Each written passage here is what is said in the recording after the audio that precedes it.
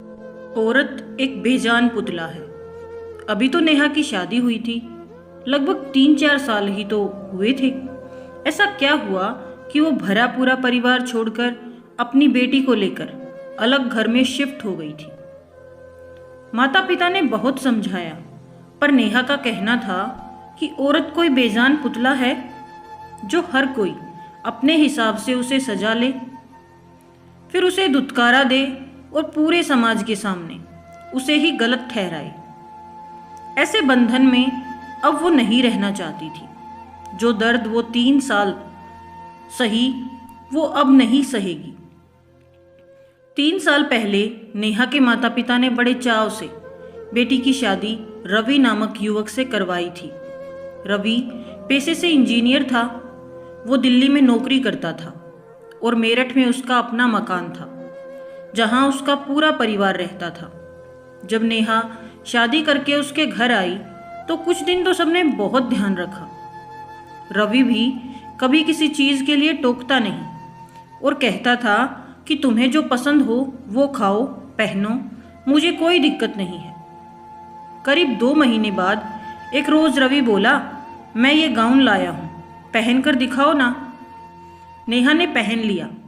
पति की खुशी के लिए तो एक औरत कुछ भी कर जाती है, और शायद वहीं उसकी गलती हो जाती है और सामने वाला उसे कमज़ोर समझ लेता है। थोड़ी देर बाद उसके कमरे में उसकी सास आई और जब कोमल को देखी, वो बोली, ये क्या बहू, दिन दहाड़े नाइटी पहनी हो? रवि वहीं बैठा था, सब सुन रहा था पर कुछ नहीं बोला। तो नेहा ने सास से माफ़ी मांगी और कपड़े बदल लिए। एक रोज़ नेहा किचन में काम कर रही थी तो रवि बोला, सुनो नेहा, आज मेरे कुछ दोस्त आएंगे तो सूट पहन लेना।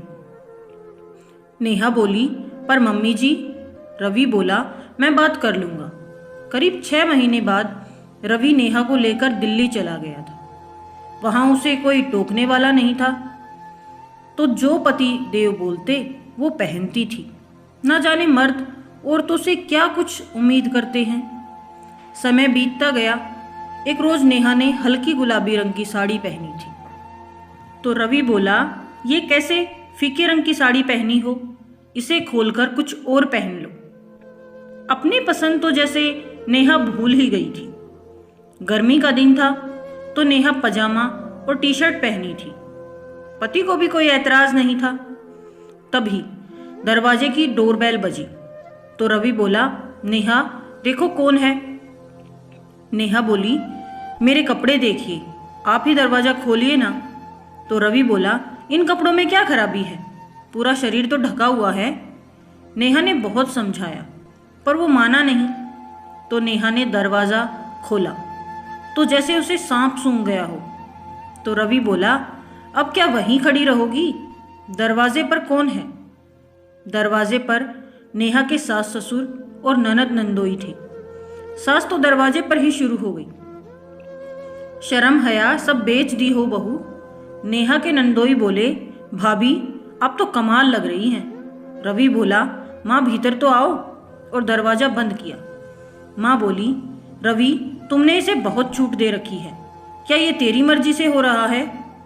रवि उठा और जोर का थप्पड़ जड़ दिया नेहा को और बोला, मैंने बोला था कि हमारे घर की औरतें ऐसे कपड़े नहीं पहनती हैं। जाओ और कपड़े बदलो। ना जाने माँ के सामने वो क्या साबित करना चाहता था। उस दिन नेहा बहुत रोई थी। रात को रवि बोला, सॉरी यार, माँ को खुश करने के चक्कर में ये सब करना पड़ा था। नेहा बोली, मैं तो हमेशा आपकी पसंद के अनुसार ही कपड़े पहनती हूँ, तो आप मम्मी जी के सामने कुछ और, मेरे सामने कुछ और होते हैं, ऐसा क्यों? नेहा ने इस विषय पर कई बार बात की पर कोई नतीजा नहीं निकला। 4 दिन बाद एक रोज़ सब पार्क जा रहे थे। नेहा ने साड़ी पहनी थी तो उसकी ननद बोली, भाभी हम मंदिर नहीं जा रहे हैं, जो साड़ी पहनी हो कोई सूट पहन लो या जीन्स और कुर्ता पहन लो, मैं भी तो पहनी हूँ।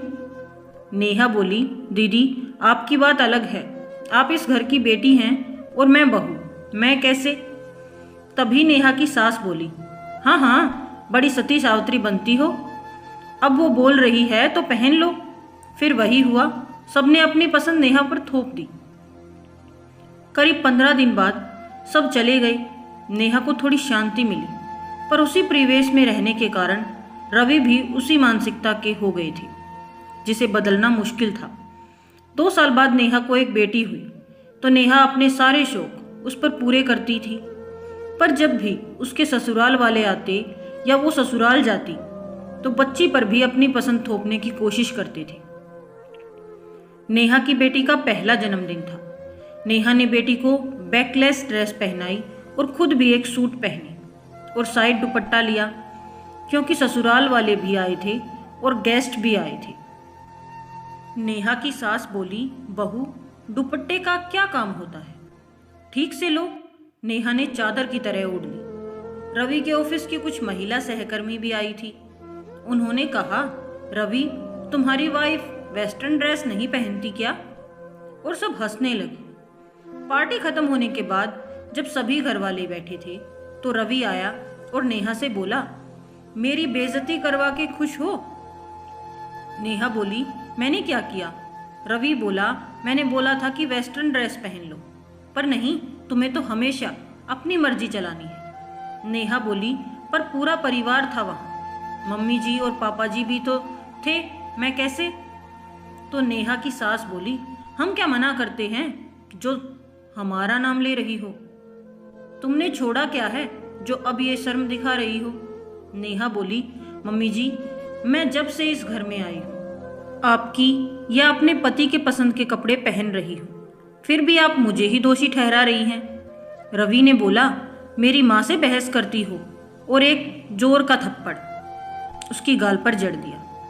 उस घर के सभी सदस्य वहीं बैठे थे, मानो कान में तेल डाला हो।